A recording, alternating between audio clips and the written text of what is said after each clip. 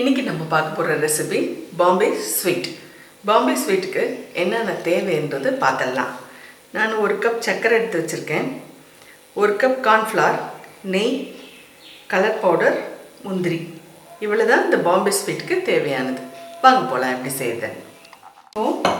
ஒரு nonstick pan போட்டிருக்கேங்க. இதில் நம்ம சர்க்கரை முதல்ல போட்டுடலாம். 1 டம்ளர் தண்ணி விட்டுக்குங்க.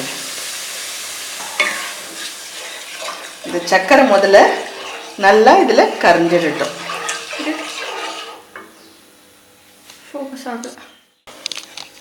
சர்க்கரை கொஞ்சம் நல்லா இதில் கரைஞ்சிட்டும். அதுக்கப்புறமா நம்ம எடுத்து வச்சுருக்க கார்ன்ஃப்ளவரை தண்ணி போட்டு நல்லா கரைச்சிக்குங்க. தண்ணியாக கட்டி இல்லாமல் கரைச்சிக்கங்க. இப்போது இதில் கொஞ்சோண்டு உப்பு போட்டுக்கோங்க. ஒரு பிஞ்சு தான் போட்டிருக்கேன். இப்போது நம்ம கரைச்சி வச்ச கார்ன்ஃப்ளவரை இதில் அப்படியே ஊற்றி கலக்கிட்டே இருங்க. பாருங்கள்,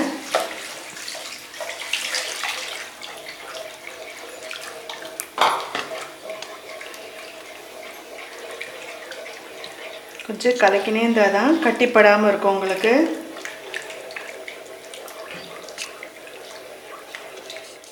இப்போ பாருங்கள், இந்த மாதிரி நீங்கள் கலந்துகிட்டே இருந்தால் இந்த மாதிரி உங்களுக்கு வரும்.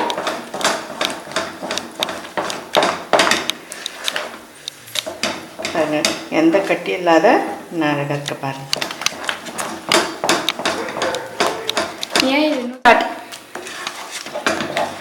இப்போ இந்த பதத்தில் நம்ம கொஞ்சம் நெய் விட்டுக்கலாம். நெய் விட்டு கலந்துக்கங்க.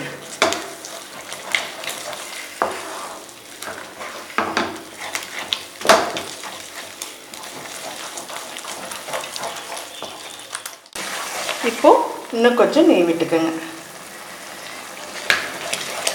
நான் ஒரு 3 கரண்டி நெய் எடுத்து வச்சுருக்கேன்.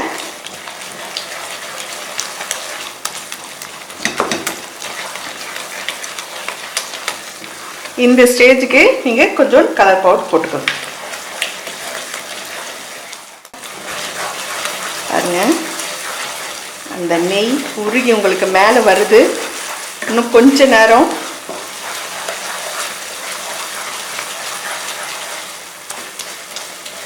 எல்லாம் ஒன்றா சேர்ந்துடுச்சுன்னா நம்ம எடுத்து ஒரு நீங்கள் எதில் ஊற்றுறீங்களோ அதில் கொஞ்சம் நெய் தடவி வச்சுக்கோங்க. அதில் எடுத்து நம்ம இதை போட்டுடலாம்.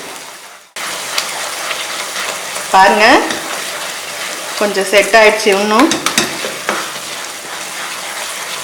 ஒரு 10 நிமிஷம் பண்ணிட்டேன். இப்போது உங்களுக்கு அந்த நெய் மேலே வந்துடுச்சு பாருங்கள். எப்படி ஊற்றின நெய்யெல்லாம் இன்னும் ஒரு 5 நிமிஷம் மொத்தம் ஒன்றா கலந்த மாதிரி ஆயிடுச்சுன்னா நம்ம முந்திரி போட்டு இறக்கிடலாம். இப்போ பாருங்கள், இப்படி பண்ண சொல்ல பாருங்கள், எல்லாம் ஒன்றா சேர்த்து பாருங்கள். இந்த பதம் வரணும். அப்போ தான் உங்களுக்கு சாப்பிட சொல்லும் ரொம்ப டேஸ்ட்டாக தெரியும். இப்போது முந்திரி கொட்டிடுங்க. அதில்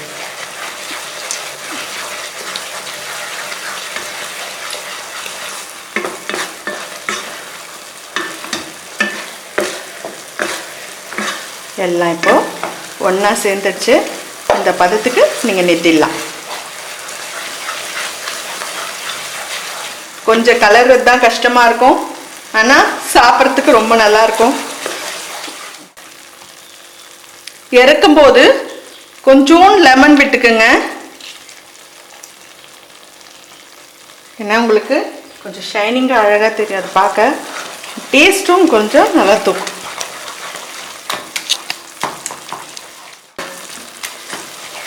இப்போது நான் இந்த மாதிரி பேனில் நெய் தடவி வச்சுருக்கேன். இப்போ நம்ம இதில் போட்டுக்கலாம்.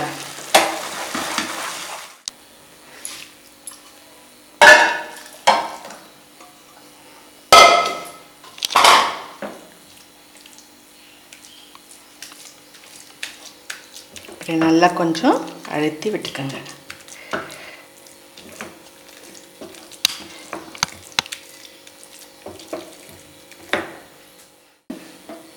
இது கொஞ்ச நேரம் ஆறட்டும். அதுக்கப்புறம் நம்ம பீஸ் போட்டுக்கலாம். இப்போது நம்ம இதை பீஸ் போட்டுக்கலாம்.